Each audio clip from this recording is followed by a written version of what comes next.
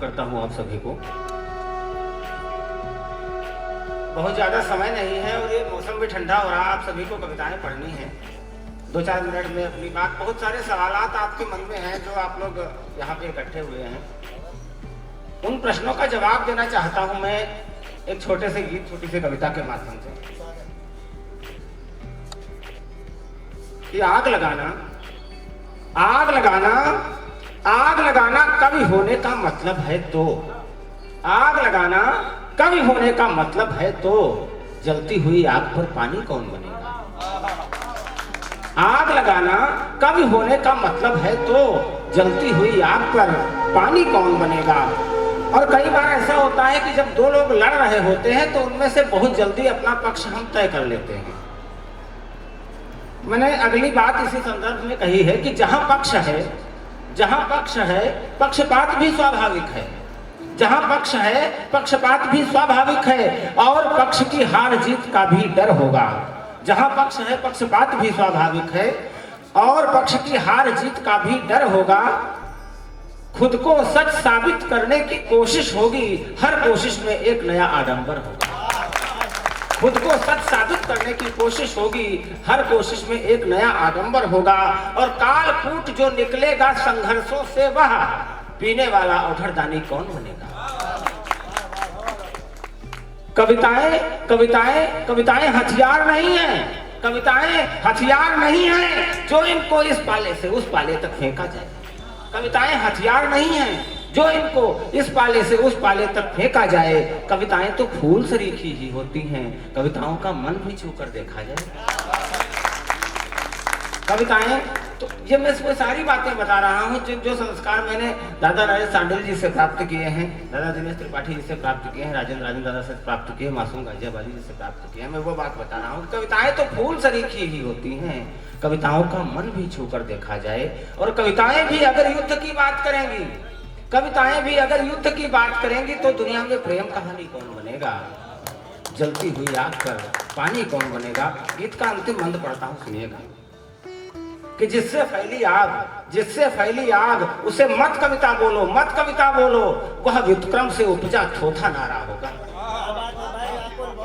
जिससे फैली आग उसे मत कविता बोलो, वह व्युत्क्रम से उपजा थोथा नारा होगा। और जिसे सोचने में ही कांप उठेगी भाषा, क्या कोई निर्दोष कलम ने मारा होगा। जिससे फैली आग उसे मत कविता बोलो, मत कविता बोलो, वह व्युत्क्रम से उपजा थोथा नारा होगा। और जिसे सोचने में ही कांप उठेगी भाषा, क्या कोई निर्दोष कलम ने मारा होगा। और नारों को नारों को नारों को यदि कविता का सम्मान मिलेगा, नारों को यदि कविता का सम्मान मिलेगा तो तुलसी कबीर की बानी कौन बनेगा। जलती हुई आग पर पानी कौन बनेगा। आग लगाना कवि होने का मतलब है तो एक दो मिनट की और एक बात कहना चाहता हूँ। कविता क्या है, एक बात को ही कविता में मैंने ढाला है कि कागज पर स्याही से कविता लिखते हो, कागज पर स्याही से कविता लिखते हो, तुम सबसे खराब कवि हो इस दुनिया।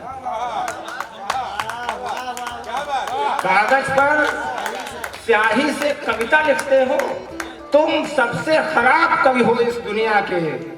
और अंगारों की बारिश में कुछ फूल बचाना, अंगारों की बारिश में कुछ फूल बचाना, फूलों पर कविता लिखने से बेहतर है। अंगारों की बारिश में कुछ फूल बचाना, फूलों पर कविता लिखने से बेहतर है। और रोते हुए अनाथों को गोदी ले लेना, झूलों पर कविता लिखने से बेहतर है।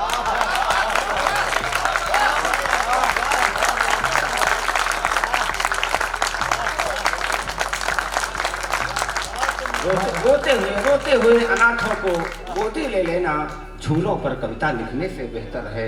छत पर बैठे हो, माटी से बचते हो, तुम सबसे खराब कवि हो, तुम सबसे खराब कवि हो। जिस पत्थर से वे हथियार बनाते हैं, जिस पत्थर से वे हथियार बनाते हैं, उनसे यदि कोई भी मूर्ति बनाई है, जिस पत्थर से वे हथियार बनाते हैं, उनसे यदि कोई भी मूर्ति बनाई है और कोलाहल के बीच मौन को बचा लिया तो समझो तुमने एक कविता गाई।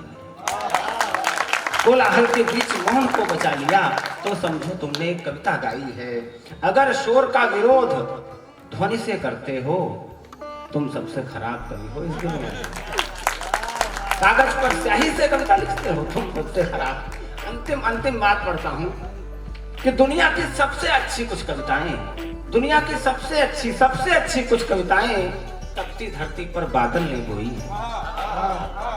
दुनिया की सबसे अच्छी कुछ कविताएं तपती धरती पर बादल ने बोई हैं, और सबसे बुरी सभी कविताएं दुनिया की स्याही में ढलकर कागज पर रोई।